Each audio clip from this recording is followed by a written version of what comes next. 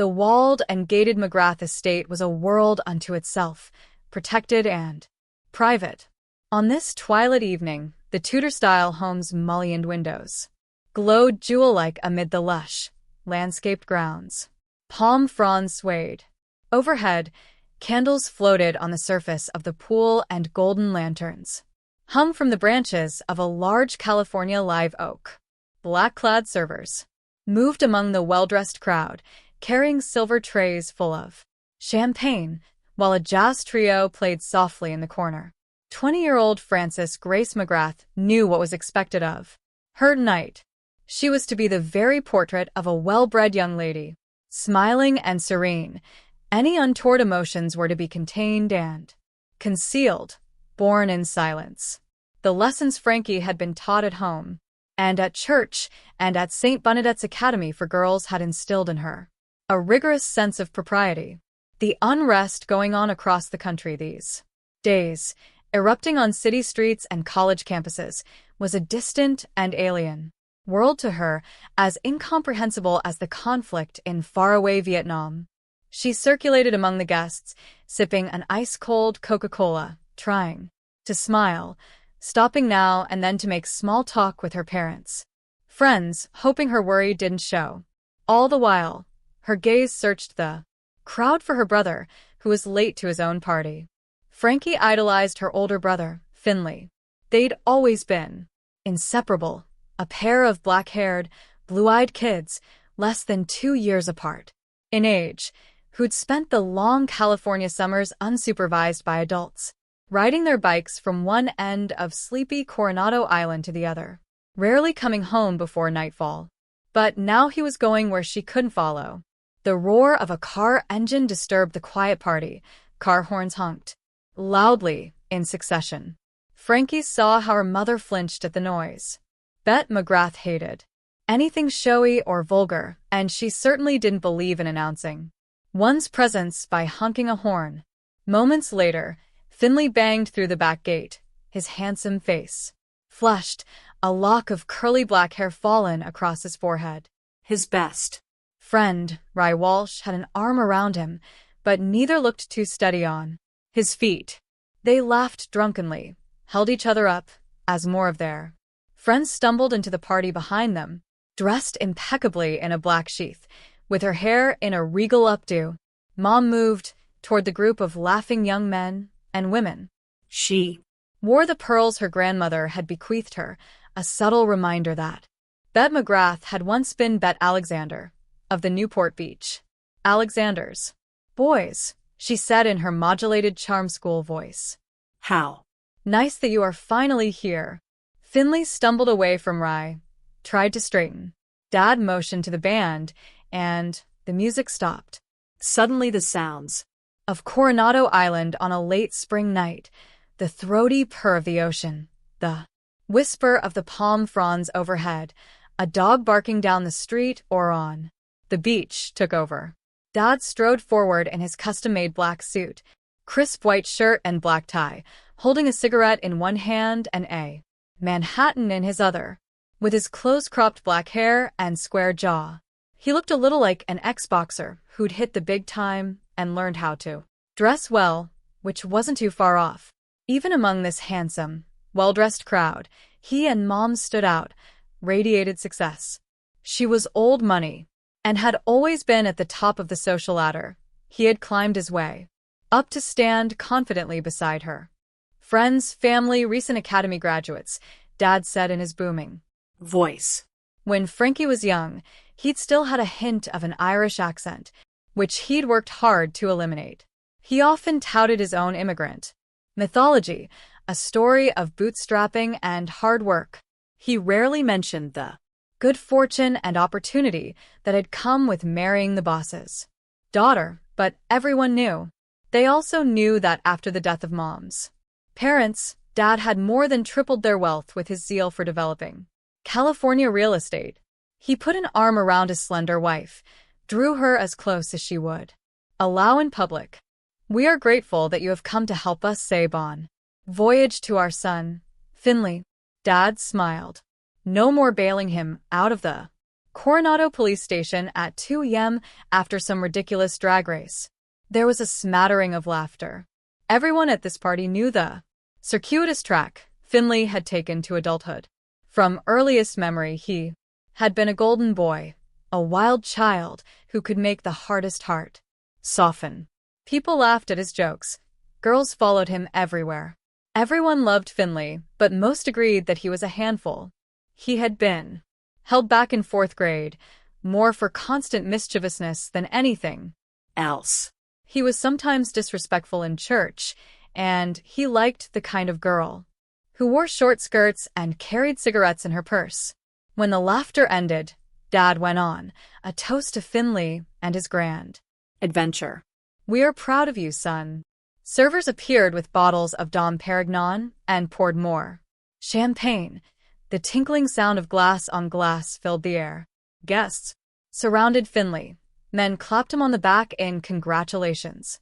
Young women pressed forward, vying for his attention. Dad motioned to the band, and music started up again. Feeling left out, Frankie headed into the house, past the large kitchen, where the caterers were busily putting canapes on trays. She ducked into her father's office.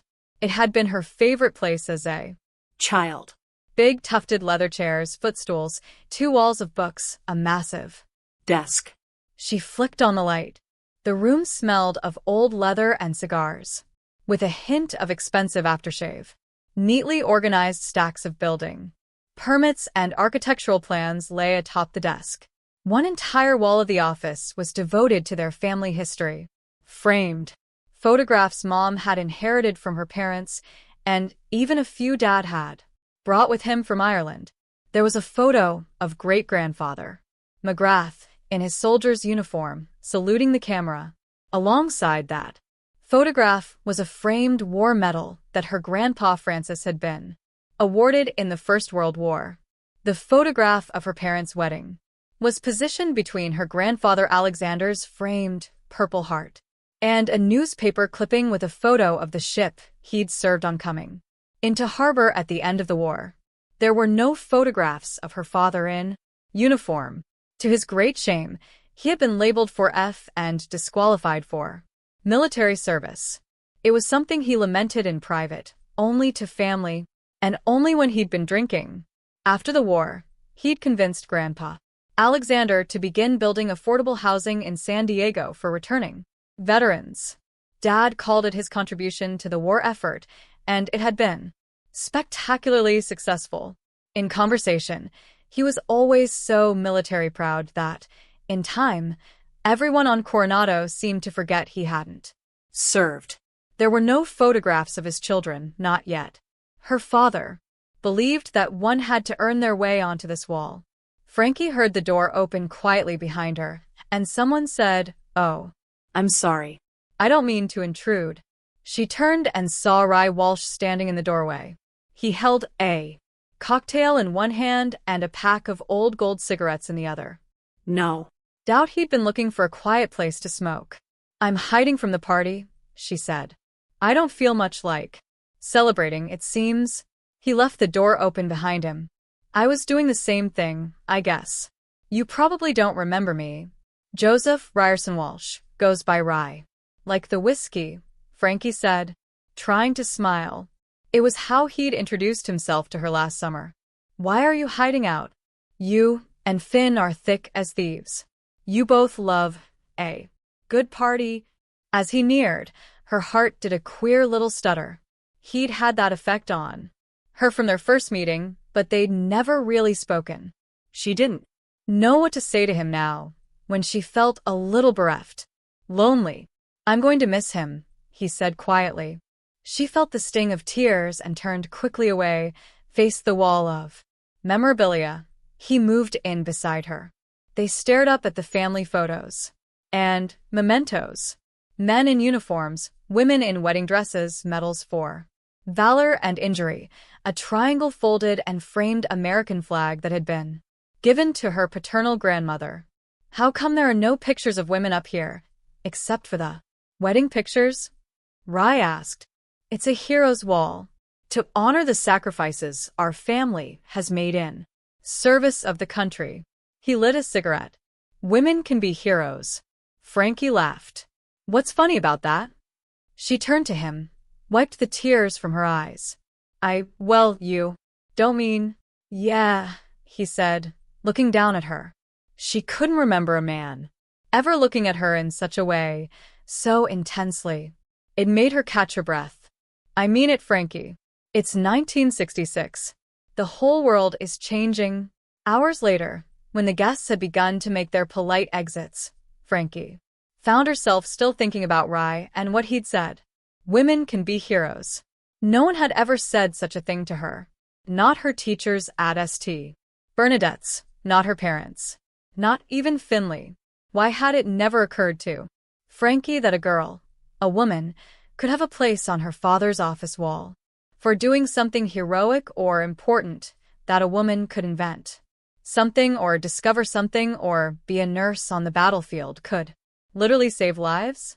The idea of it was like an earthquake, an upending of her sheltered view of the world, of herself. She'd been told for years, by the nuns, by her teachers, by her mother, that nursing was an excellent profession for a woman. Teacher, nurse, secretary. These were acceptable futures for a girl like her. Only last week her mother had listened to Frankie talk about her struggles in upper-level biology and said gently, "Who cares about frogs? Francis? You're only going to be a nurse until you get married. And by the way, it's time you start thinking about that. Quit rushing through your classes and slow down. Who cares if you graduate early? You need to date more." Frankie had been taught to believe that her job was to be a good housewife, to raise well-mannered children and keep a lovely home. In her Catholic high school, they'd spent days learning how to iron buttonholes to perfection, how to precisely fold a napkin, how to set an elegant table. At the San Diego College for Women, there wasn't much rebellion among her classmates and friends. Girls laughed about working for their M.Res degree. Even her own choice of nursing as a degree hadn't required much introspection. All she'd really focused on was getting good grades and making her parents proud. As the musicians packed up their instruments and the waiters began clearing away the empty glasses, Frankie flipped off her sandals and left the yard and wandered across empty Ocean Boulevard, the wide, paved street that separated her parents' house from the beach. The golden sand of Coronado Beach stretched out in front of her. Off to the left was the famous Hotel del Coronado, and to the right was the large Naval Air Station North Island, which had recently been recognized as the birthplace of naval aviation. A cool night breeze plucked at her bouffant chin-length bob, but it was no match for the layer of aqua net that kept every strand in place. She sat down in the cool sand, looped her arms around her bent knees, and stared out at the waves. A full moon hung overhead. Not far away, a beach bonfire glowed orange. The smell of smoke drifted on the night air. How did a woman go about opening up her world? How did one begin a journey when no invitation had been issued? It was easy for Finley, the path had been laid out for him. He was to do what all the McGrath and Alexander men did, serve his country with honor, and then take over the family real estate business. No one had ever suggested any future for Frankie beyond marriage and motherhood. She heard laughter behind her, the sound of running feet. A young blonde woman took off her shoes at the water's edge and splashed into the surf. Rye followed her, laughing, not even bothering to take off his shoes. Someone sang "Walk Like a Man" off-key. Finley plopped down beside Frankie, fell drunkenly into her. Where? Have you been all night, doll? I missed you. Hey, Finn, she said quietly. Leaning into him, she remembered their lives on this beach. As children, they'd built elaborate sandcastles and bought creamsicles from the jangling ice cream truck that drove up and down Ocean Boulevard in the summer. They'd spent long hours on their surfboards, feet dangling over the sides, talking beneath the hot sun as they waited for the right wave, sharing their deepest secrets. Together always. Best friends. She knew what he needed from her now. She should tell Finn she was proud of him and send him off with a smile, but she couldn't do it. They'd never lied to each other. It didn't seem like the time to start. Finn, are you sure you should go to Vietnam? Ask not what your country can do for you. Ask what you can do for your country. Frankie sighed. She and Finley had idolized President Kennedy. His words meant something to them, so how could she argue? I know, but it isn't dangerous, Frankie. Trust me. I'm a Naval Academy graduate, an officer with a cushy assignment on a ship. I'll be back in no time. You'll hardly have time to miss me. Everyone said the same thing. Communism was an evil that had to be stopped. These were the Cold War years. Dangerous times. If a great man, like President Kennedy, could be shot in broad daylight by a Red in Dallas, how could any American feel safe? Everyone agreed that communism couldn't be allowed to flourish in Asia, and Vietnam was the place to stop it. The nightly news showed smiling soldiers marching in packs through the Vietnamese jungle and giving newsmen the thumbs up. No bloodshed. Finley put an arm around her. I'll miss you, Peanut, he said. She heard the catch in his voice and knew he was scared to go. Had he been hiding it from her all along, or hiding it from himself? And there it was, the fear and worry she'd been trying to suppress all night, to ignore. Suddenly it was too big to bear. No looking away now. Her brother was going to war.